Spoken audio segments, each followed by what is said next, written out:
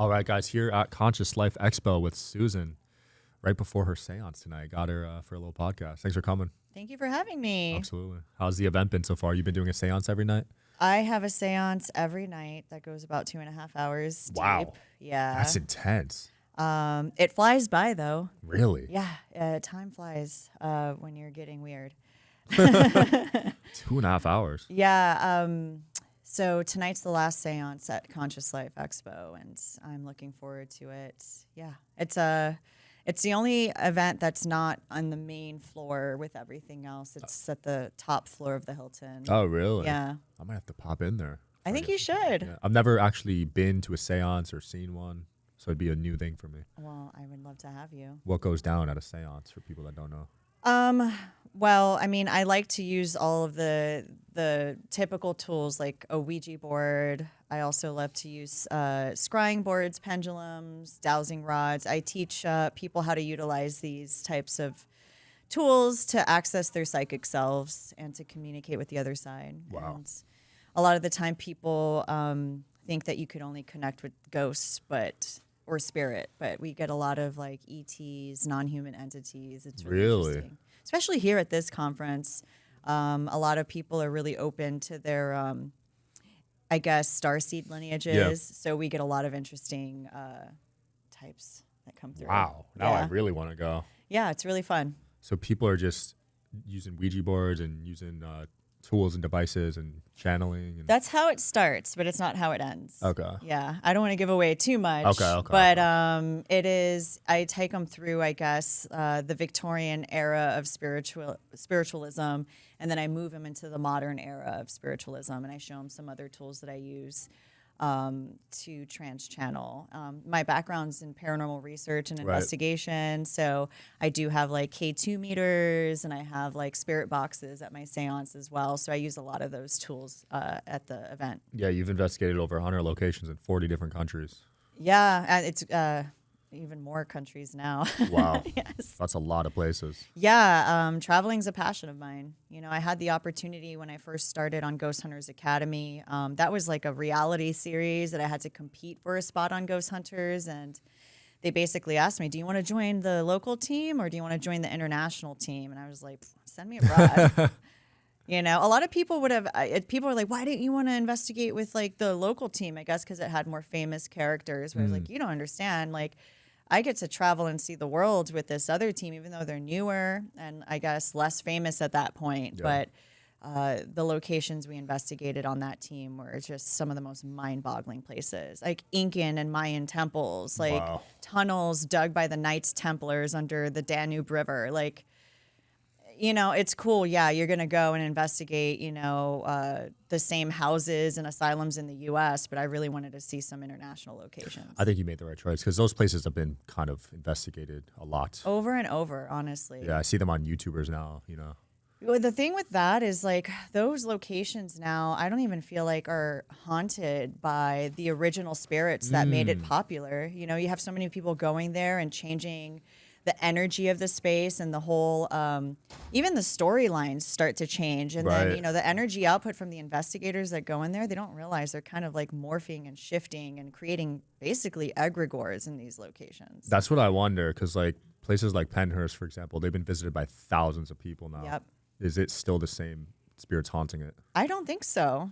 I think what it is like these chimera type of energies now. You know, you have what was probably once a patient, and then it just gets morphed and morphed and morphed and morphed by the more energies that go in there. And it's just like, it's like taking this cup of water, and then you just keep dropping ink in it, and it just shifts the whole like alchemy of the water in general. And that's what these locations are now. Yeah. And so when people go there and they're like, oh, this place feels like heavy, or it's like there's demons and all of this stuff, it's like, I won't necessarily call it demons, but it's all of our negative energy attachments we brought over there. And it's just been like growing and growing. It festers, it snowballs. Yeah.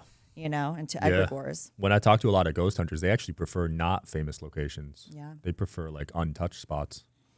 Yeah, I mean, to be honest, I miss the house call. You know, I miss dealing with like the people that have their own, you know, personal haunts. Now I get sent to historical locations, and Right. the only time I get to do a house call is if it's a friend of mine that says, "Hey, Susan, something weird's going on. Can you come with your gear?" Yeah. And that's the only time I ever get to really do like that type of investigation anymore. That makes sense. Yeah. Was there ever a place where you felt like you couldn't handle it? It was just too much going on? I mean, I always handle it, even if there is too much Oh, going yeah. on. I try. It gets overwhelming, but I don't allow myself to be intimidated by those energies. I feel like those are the opportunities for me to learn more, you know, and to understand those types of energies. So I always put myself in it.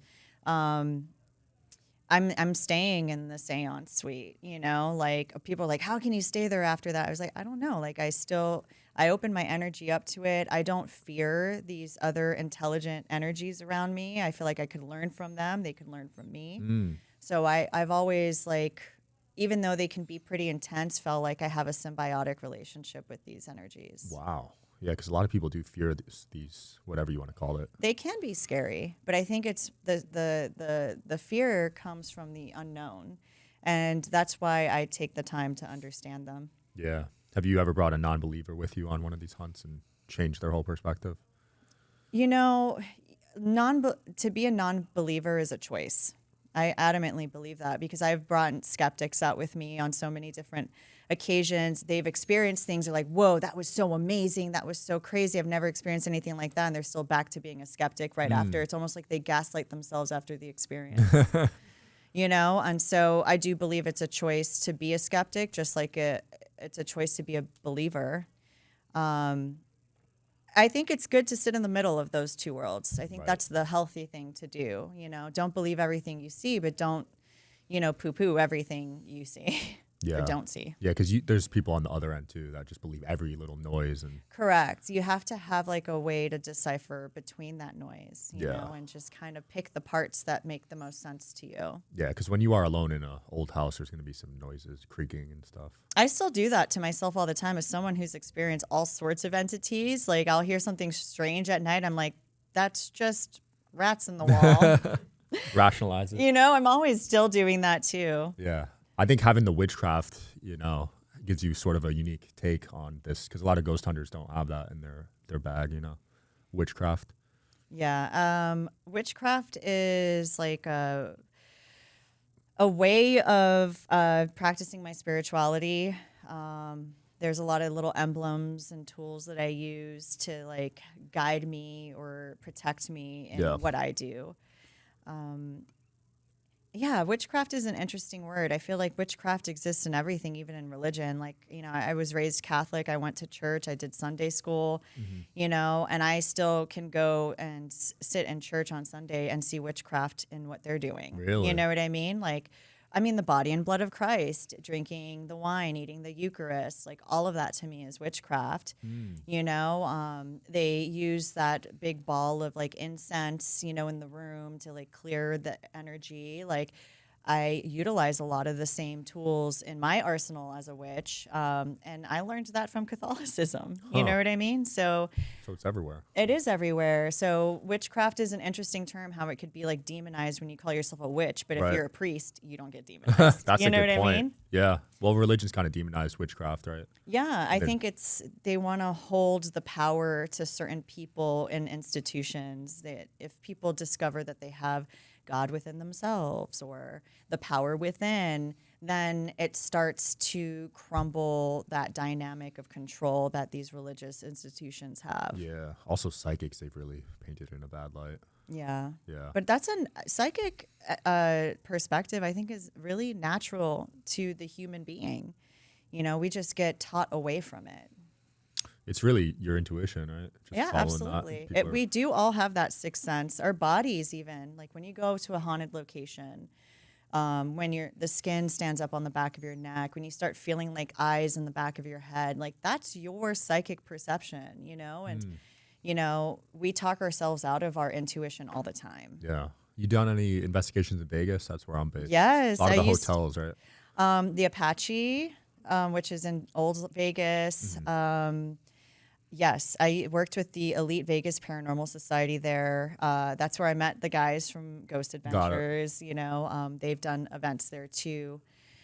So yeah, it's that's an interesting one because you have a little bit of this well, you have a lot of Native American energy there, and then you also have a lot of like sketchy mob kind of energy there. A lot of famous people have died there too. Yeah, yeah. So Tupac died there. I think did Marilyn Monroe? Someone else big. I forget who.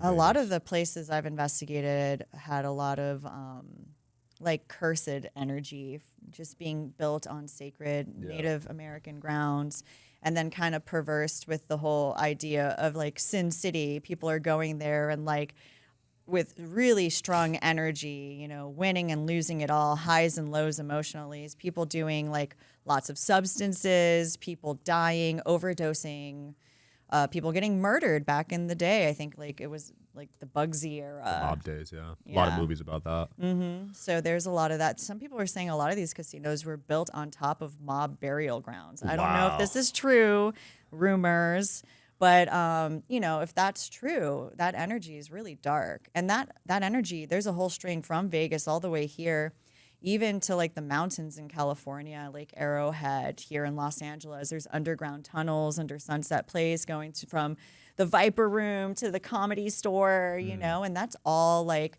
smuggling zones, you know. They smuggled booze during the Prohibition era, drugs, and bodies. Now they're doing children.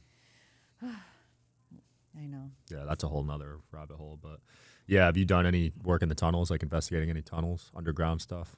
Not here in the United States, but when I was in Serbia, I investigated these underground tunnels that went underneath the Danube River that were built by the Knights Templars. Under the river? Yes. Wow. Yes. So it must have been really strong to not have the water cave in on it. It was not that strong. Some people have actually been trapped in those tunnels and died because they would collapse. And it was so sketchy when I was there because I remember very clearly the night before our investigation underground in those tunnels, there was an earthquake. Jeez.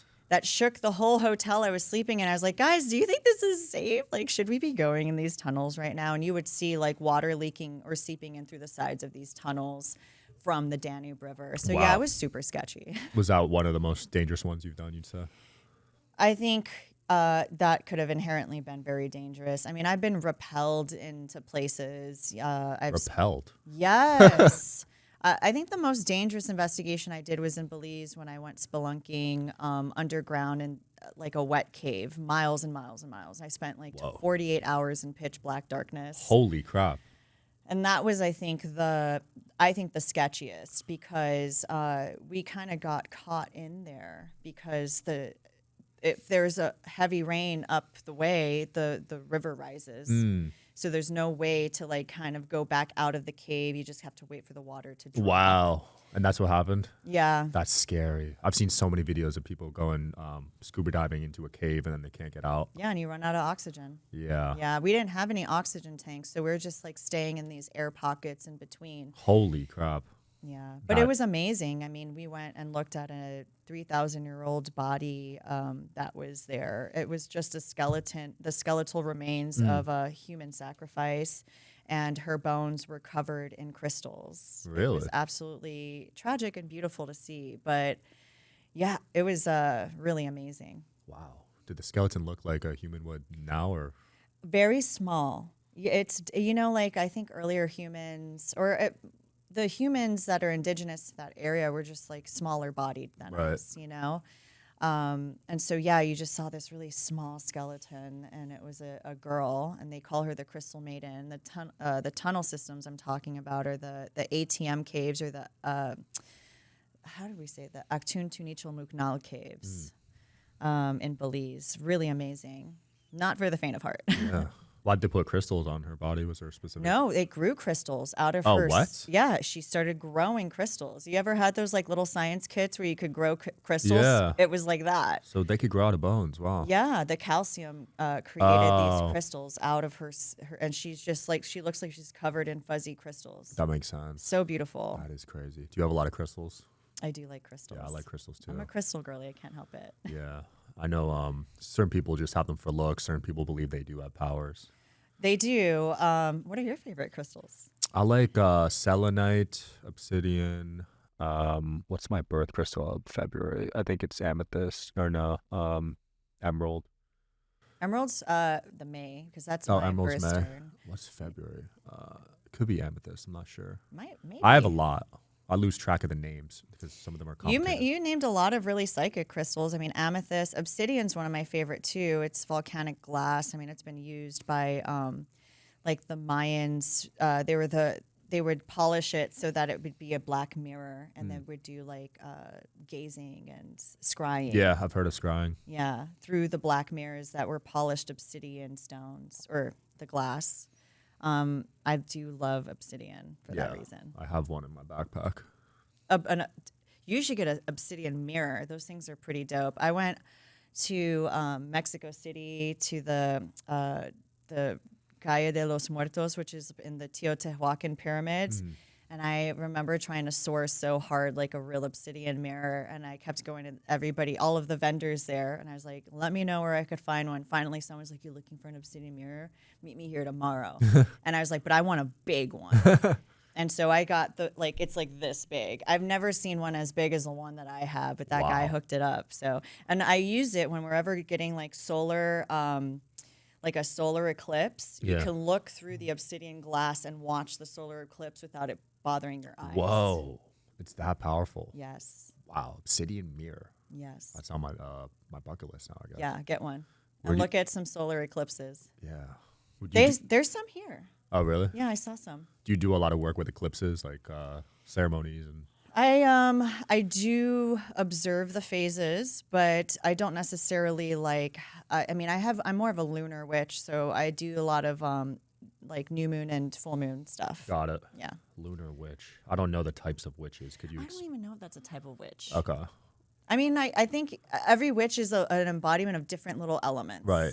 You know, I could say, oh, I'm a crystal witch. I'm a lunar witch. I'm a necromancer. You know, like there's all these different types of things. Or I think that we're all we have different elements to us. I do know about the dark magic stuff and then the counter to that, but have you dealt with the dark magic? I work in dark magic, but I think that there's a misunderstanding of what that means. Like I work with dark energy. Right. I think that I can access a lot of the information I get from the spirit world or the psychic world exists in the dark energy world. So if you look at a electromagnetic map, right, you just see like this line, and then you have the ultraviolet spectrum and the infrared spectrum. If you go beyond the infrared spectrum, you start getting into dark energy. Okay. And when we use like the spirit box, that's radio frequency, which starts to get closer to the infrared energy, like microwave energy, long wave energy. You go beyond that. That's where you start getting into like the psychic field, I think. Okay. And so I think when we start listening to static and hear the voices in the radio, you know, like the disembodied voices of spirit, it's on that field. So dark energy is where I believe I access my psychic self. Interesting. Okay, yeah. Thanks for explaining that. Because when I previously thought of it, it was like dark energy, like curses and African curses and all that stuff. Yeah, I mean, I think that you can access things there too. You know, that type of stuff. It's just how do you use your dark energy? Like for what is your purpose? So I think that it all exists on the same realm. It's just how you want to use it. Yeah. You know, you can use a microwave to warm up your food or to kill a kitten. Right. It's just the vehicle. I know that's a dark perspective, but you know what I'm saying? Yeah. It's just the vehicle. It's vehicle. How you use it. Yes. Right. Evil eye is something I've dealt with. I'm sure you've dealt with having a following. How do you navigate that? I ignore it. You could just ignore it? I try to. I mean, I feel like you got to deflect it. If you give it your attention, you feed that. So, I mean, the evil eye is real. People are always going to want it usually comes from envy. Yeah, I have to do a cleanse every 3 months. Well, it's crazy. You have a lot of people. To be honest, I almost canceled this interview. Really? And I'm not has anything to do with you, but like when I saw like the outreach that you had, I was like, as a woman, and you know, I've had even with the little amount of followers I have, I only have 20,000. I have to deal with a lot of creeps in that space. Yeah, for you sure. know, and I was like, and I did really good without it letting it like infiltrate my field. But then when I saw your amount of followers, I was like, oh, like there's going to be a lot of people that I'm going to be exposing myself to if they see me through your lens. Yeah, right? it's amplified. So it is amplified. So I think that's it's something that you deal with, and I understand completely. Yeah, because I have on polarizing topics too. We touch on politics and the health system and all sorts of controversial stuff. So you have a whole gamut of people who are really passionate about certain subjects. Very. And they're coming on strong. Strong, Because yeah. you have a lot of strong opinions on your site. Yeah, even the spirituality stuff people get mad about. Yeah. You know? Well, you it challenges religion, so. Everyone gets pissed off before they get, spoken to. Yeah, but yeah, the evil eye. I've been navigating it with crystals, with cleansing. I do an egg cleanse, and sometimes you can see the evil eye in the yolk. Yeah. It's that bad. That's very Latino. Yeah, my wife is Latina. Where is she from? So she's indigenous American, but her family is from Bolivia and Paraguay. Okay, South America. Yeah. You do any work over there? I've done investigations in Argentina. I've done investigations in Peru. Nice. My mom's from Nicaragua. Oh, yeah? So I am Hispanic as well. I'm Nice. half Latina. And I've experienced a lot of witchcraft in Nicaragua. I was bet. also born in Miami. We have tons of brujeria out there, lots of santeros. We have a huge Cuban and Puerto Rican culture. We also have a huge Haitian culture, so we do have a lot of voodoo in Miami. I was exposed to a lot of that type of craft at a really young age. That's when I think of dark magic voodoo. I forgot to mention that. Yeah, but voodoo is, it's funny because it is a melting of Western African belief systems and Catholicism, or like a sainthood. And so the Orishas are essentially different types of saints. And just like in Catholicism, you'd pray to a certain saint, you have these Orishas in voodoo, and they all have their own powers. And so, I mean, how dark is it if you're like, praying on like Archangel St. Michael or St. Peter or whoever, and then you're going to antagonize, praying towards like Oshun or Alegba or something like Right. that. It's kind of a concept where it's like a different lens you're looking through for the same kind of perspective. So that's how I see it. What about the voodoo dolls? I mean, you can take energy from people and you can transfer energy anywhere. You cannot create nor destroy, but you can, just like we put energy in batteries and use it to like charge up our lights and our microphones, you could take like energy, it could be a person's energy, and you could put it in an object like a doll. Wow. So That's real. I do believe that's real, absolutely. Holy crap. Yeah. Don't I've you- seen haunted dolls.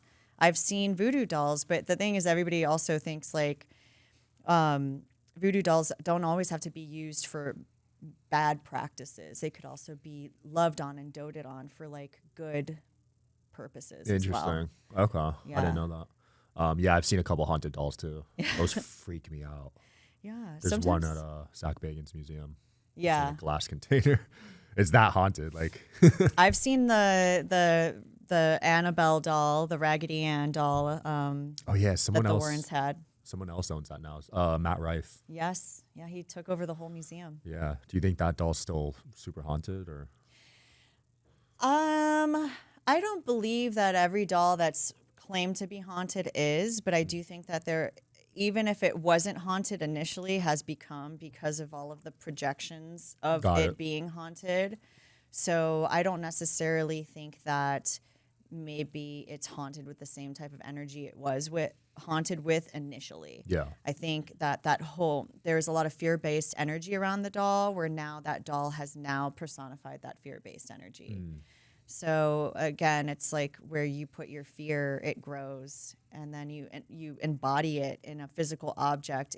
It will be like an output of that energy. Right. That So makes it's sense. no surprise to me that when you take something like that on tour, bad things start to happen. Yeah. But I don't think it's a specific spirit. I think it's an amalgamation of negative energy that's been put on an object. Yeah. Do you dabble with haunted objects? Do you collect those? Haunted I items? don't collect them. Yeah. I know some investigators like to take a little something from. I was gifted a giant quartz from the original foundation of the farmhouse known as the Conjuring House. Oh, wow. And I think that's the only artifact that I have, but it was gifted to me. Okay. And it wasn't something that I just took as a thing. I was just really, I felt that the original foundation of that house had so much charged energy that was very, I think it was more geographically charged, not so much haunted. Yeah. And so that quartz, because I'm a crystal girly, Yeah.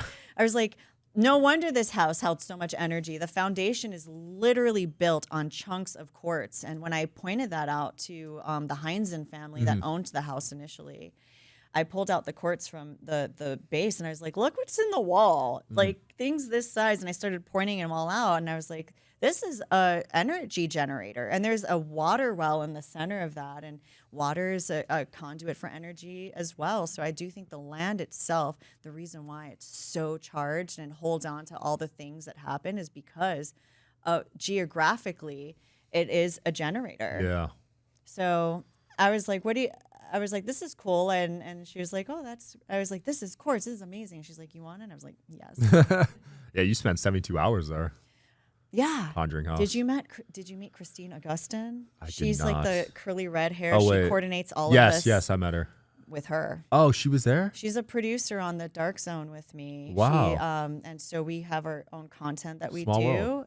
Yeah, Well, she that's set up why all I'm this for us. here. Yeah, thank you, Christine. Yeah, she's a great uniter of people. Yeah. Yeah, me and her, we ended up spending the night there during a nor'easter in the Conjuring House. That's like a massive storm, like a wind storm that happens like it was, over in the northeast. Yeah, so that probably didn't help your. It was scary. A massive pine tree fell right through missing the house and our production truck. Wow. It went right in between. I was like, this could have been really bad. But yeah, we were there with the Perrin family.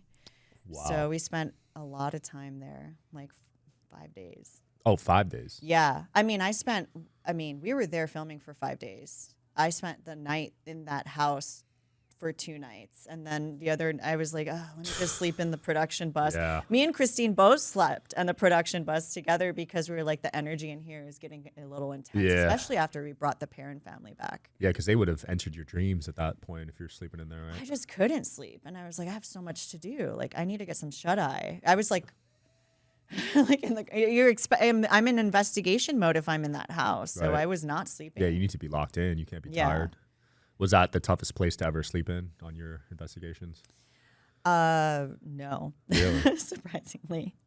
I was investigating Rachel Castle in Poland, and they had me sleep in the dungeons there. Oh, and God. it saw the death of like 700 witches What? or women. It was basically the like in the 1600s, there was a huge witch hunt, Okay. and they persecuted 700 women. They kept them in that dungeon. That could have been you in a past life. That's what I said. And so I slept in the dungeon overnight, and it's just basically a dirt pit and with like cages alongside the walls. Yeah, I think that was the toughest place to sleep in. One of the most calming places I have ever slept, which is a really unusual spot, I was investigating the Galleries of Justice, which is an old prison and judge house in Nottingham. And one of their punishments is to throw people in the oubliette, which is a massive, giant pit in the ground. And oubliette in French means to forget. So adulterers or children that stole, they wouldn't have basically the guts to kill them themselves. So they would just throw them in the oubliette and let them starve to death or die or eat each other or whatever. Jeez. Pretty dark, right? But how deep did it throw you in there? It's at least 5 stories deep. Holy crap. And it tunnels like this, so you can't climb out. How did they survive? So it bottlenecks, and then you're talking about where did you get repelled? I had to get repelled down into that. Oh, okay. Yeah, and then and it was the most quiet place I've ever been Really? in my life. Didn't smell bad? Or? It's just dirt, so it smells like you're in a cave or a dirt pit. Yeah, I guess the bodies by now have been decomposed. Oh, well, they have been totally cleaned out, and Oh, no okay. one's been in there for I don't know how long. And all of a sudden, they put the newbie. I was like, my first investigation with Ghost Hunters International. They're like, let's try to scare her and put her in the oubliette. And I was like, ooh, nap time. It was so quiet. And it was so dense in there that even the production walkie that I had didn't get any service. So I was like, just come and check on me every hour. And you lose sense of time in there. I was meditating in there. Wow. I fell asleep and didn't realize it because it's so quiet and so dark that you almost lose a sense of self in there. That would freak me out, the quietness. It was okay. I was like, this is really relaxing. Have you seen the most quietest room in the world? No. Yeah, the longest someone's lasted in there, I think, is 11 minutes. Because you start hearing the blood in your body, you start hearing your organs. It just freaks people out. I wonder if the oubliette is just as quiet. It might be. If it's closed off, it could be. Yeah. Is it pretty I think contained? I could handle the quietest room in We the might have to world. get you in there to break the world record then. Come on, for real? I'm in. let's Make do it it. happen. Wow. I'll go 20 minutes. I'll go an hour. An hour? Yeah. You don't get freaked out by the sounds of your body or No. really? No, I'm going to tune in. When I have heart palpitations, I get anxiety. I have heart palpitations too. Yeah. That doesn't freak you out though? I mean, whatever. If I die, I've lived a full life. Yeah, you've done a lot in this life. You've done a lot. Anywhere you want to investigate next? I mean, you've been everywhere at this point, but I would really love to go back out and investigate abroad again. You know, it's not cheap to do so. yeah. Gear, for instance, has evolved so much since I was actively investigating abroad. I would love to use new equipment out in the field. So those are things that I kind of miss. I've never been to Antarctica. I don't think you'll be allowed there.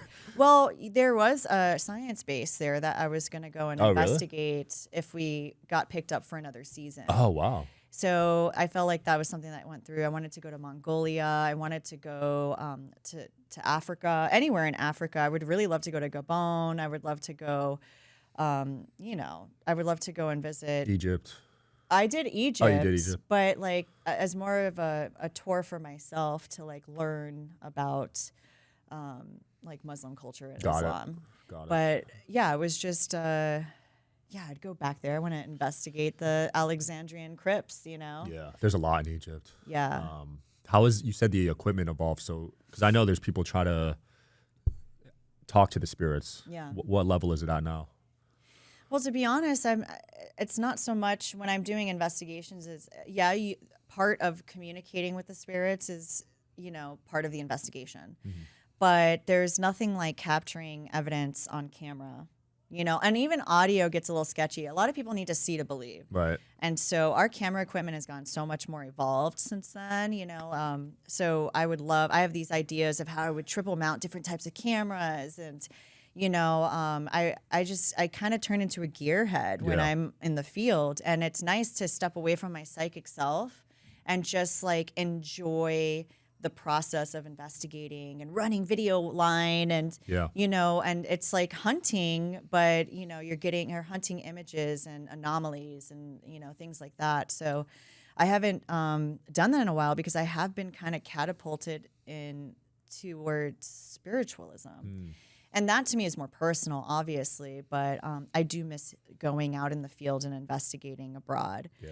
And I still do it, but now on my own dime, and that's Right. expensive. Oh, yeah. Just the flights and the hotels and the equipment you're talking about is probably tens of thousands. Oh, for just the a cameras. singular camera is like 20 G's, and I have ideas to triple mount cameras. So just one mount is going to be like Wow. $60,000. So if anybody wants to sponsor my scientific endeavors, please let me know. We got to get you a pair of the meta glasses. Yeah, I wonder how would that work in the field. Probably not as good as a 20K camera, but it might give an alternative perspective, right? Yeah, it's good to have that in the field because it gives a very good POV. At least when you I think it's good for control purposes. Right. I'm a fan of static cameras. Like I like cameras to stay and record. I don't like moving things around. Yeah. That's when it gets complicated. Well, you miss a lot that way, and you get a lot of false positives with. That's another thing with these, investigators on YouTube. they're shooting themselves more than the environment. And Right. I'm just like, this is not a real investigation. Yeah. This is urban exploration at best. Yeah. I do kind of grit my teeth at that because I am a science-based investigator, and that's how I started in the field. And even though I did move into spiritualism, it's like everything that they capture, I'm like, that's a lens flare. That audio is your jacket rubbing on the microphone. Like, I just get so, That's funny. you know? And that's where the culture is now with ghost hunts. I feel like it's all those moments, those spook Exactly. moments that they're aiming for. The thing is that you don't get things all the time. I mean, out of 10 investigations, I probably got 1 or 2 real clips Wow. of like, you know, and I'm spending like 48 hours at a location. So you do the math, 10 investigations, 48 hours each. I'm probably getting like 1 blip of audio and 1 blip of visuals. That's crazy. That's legitimate. Wow. You know, so when people are going to locations and they're like, oh, I caught a ghost and everything's a demon and look at this full-bodied apparition, I'm just, and with AI being so good and like, it's getting harder and harder to have like legitimate paranormal research out there. What was the most compelling video or photo evidence you have? Oh Where my was that gosh. We got a full-bodied apparition. It was caught like with the laser grid, which was so cool. We were investigating El Coyotepe Fortress in Nicaragua, and that we got a full-bodied apparition with like the whole uniform and everything. Wow. When I was investigating Lopino Plantation in Trinidad, the most insane orb I've ever seen, especially because it related to stories from hundreds of years ago.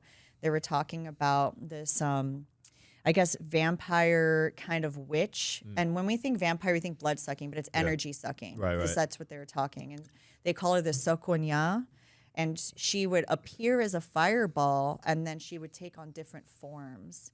And we caught the fireball. And that was so crazy to like, you know, something when you hear that, it's lore, it's folklore even, you know, like a lot of the time I'm like, oh, we're probably going to get, you know, EVPs of the slaves from the plantation, you know, or the dark past that was there. No, we got the crazy folklorish light, and it was insane that we captured. It was with a static camera. It was pointing towards the tree where they used to, you know, hang people from.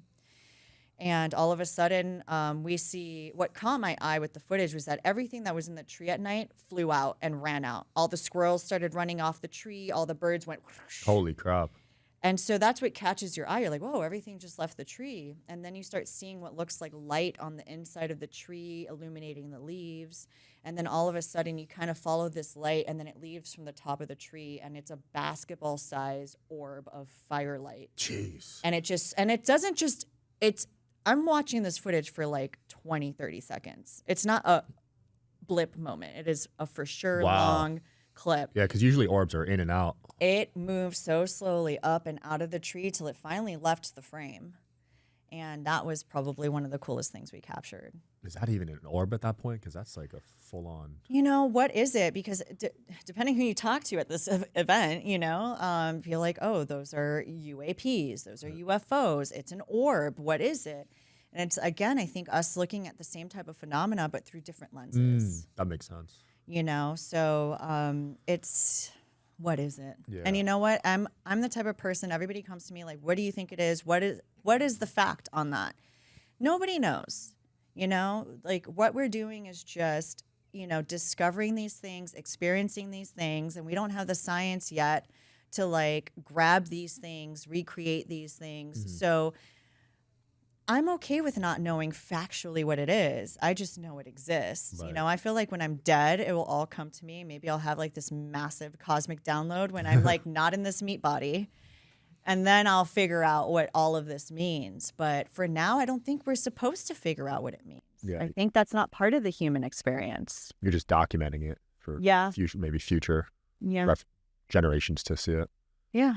Who knows? Maybe we'll have the tech down the road. That's what I think. I mean, we just discovered how to harness light in bulbs that we could turn on and off. That was, 120 years ago we did that? Yeah. In the grand scheme of humanity, we barely have harnessed anything, you know? I mean, even the most grandiose things that we've harnessed, you know, nuclear energy, microwave energy, you know, that's not even the tip of the iceberg of the type of energy we have here in the cosmos on this planet. Yeah, who knows where we'll be in another 120 years, right? With AI. Oh my gosh. AI is going to solve a lot of our problems for us. I mean, I feel like there's going to be a huge quantum leap in the things that we can harness and discover through AI. You know, the human brain doesn't have like our mental capacity, you know, is not going to solve like 100-year-old problems or 100-year-long problems is what I mean. Yeah. When you have like these complex mathematics to like even start scratching at the surface of things, like these computers are going to do it for us. So AI is an extension of the human mind and intelligence. Where our body fails us, AI is going to plug in the holes of our consciousness and intelligence for sure. Are you using it pretty daily? I don't use it at all. Oh, you don't use? Oh, because you're But speaking positively about it. I know people hate it. People hate that I speak positively. I just think it's the evolution of consciousness. I mean, there are going to be quantum leaps because of it, and you know, I'm a little bit of a chaos agent where I'm like, I want to see what happens. Yeah, you know, let it like. loose. I'm rooting for AI a little bit. You know, I don't think. I mean, it is an extension of ourselves. Yeah, I think it's inevitable. You're not stopping it at this point. It's already everywhere. Well, this was great. What's the next project for you? Where can people keep up with you? Well, I just wrapped season 9 of Paranormal Caught on Camera. That's on Travel Channel or HBO Max. And yeah, I'm taking a little bit of a break after all of this. You know, I shot nonstop for like 4 or 5 months. Then I had Conscious Life Expo, so I'm just taking a moment. And then I think while I'm taking a moment, the new season of Paranormal Caught on Camera is going to roll out. I do have a couple of other little irons in the fire that I can't really talk about yet. So Stay tuned. Stay tuned. Exactly. All right. Well, we'll link the show and the video. Thanks for coming on. Yeah. And you could follow me, Susan the Dragon Witch, on Instagram. What a name. Susan Yeah. the Dragon Witch. Check her out, guys. Peace. Thanks for watching to the end, guys. Please comment below your thoughts on the episode. If you agree, if you disagree, I'd love to hear it. I read every single comment. It means a lot to me. Thank you so much.